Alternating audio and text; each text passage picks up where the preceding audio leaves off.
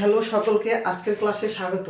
তো আজকে আমি কয়েকটি অঙ্ক নিয়ে ক্লাসটি নেব। সেই অঙ্কগুলো যে কোনো চাকরি পরীক্ষায় বারবার এই প্রশ্নগুলো রিপিট করা হয়। তো এই প্রশ্নগুলোকে আমরা সহজ কিভাবে করতে পারবো পরীক্ষায়, সেই নিয়মগুলো নিয়ে আজকে আলোচনা করব।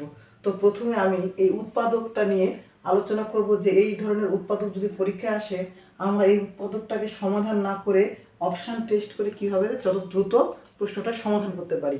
তো আমরা এখানে এই যে একটা উৎপাদক প্রথমটা রয়েছে, এই উৎপাদককে আমরা যদি সমাধান করতে যাই তাহলে আমরা প্রথমত কিভাবে করব, আগে এইখানে যে সংখ্যাটা থাকবে এই ধ্রুবক সংখ্যার সাথে আমরা এই ধ্রুবক সংখ্যার সাথে এখানে করা কি করব, চলকের সহগটাকে কি করব, গুণ করে নেব। গুণ করে নিলে কত হবে, 6 × 6। এবার আমরা এই 6 কি করব, লসাগু করব। ওকে, তাহলে কত হবে, 3 × 6।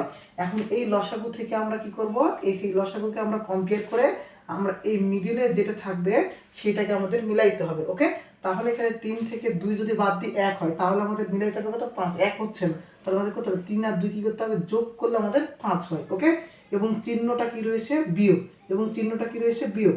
তাহলে আমরা কি লিখব, x² -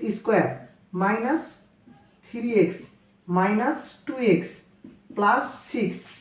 এখানে আমরা একটা ভালোভাবে খেয়াল রাখবো যে এইখানে যে -3 এবং এই যে -2, অর্থাৎ আমরা চিহ্ন সহ এই দুইটা সংখ্যাকে গুণ করব। 3 × 6 3 × 6, আর এই মাইনাস মাইনাসে প্লাস হয়।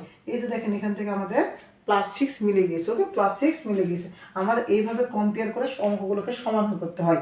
তো এখান থেকে দেখেন যে এখান থেকে ac² লিখলাম, তার এই x কমন নিলাম। এখানে কি আছে, ac² - 3x থেকে x কমন নিলাম, তাহলে থাকলো x - 3। এরপর এখানে -2 আছে না, এখানে -2 আমি কমন নিলাম, x এখানে 2 দ্বারা 6 কে ভাগ করলে কত হবে, 2 দ্বারা, এটা হবে 3। তাহলে মাইনাস প্লাসে -3। তারপরে আমরা কি করব, এই মিল থেকে লিখবো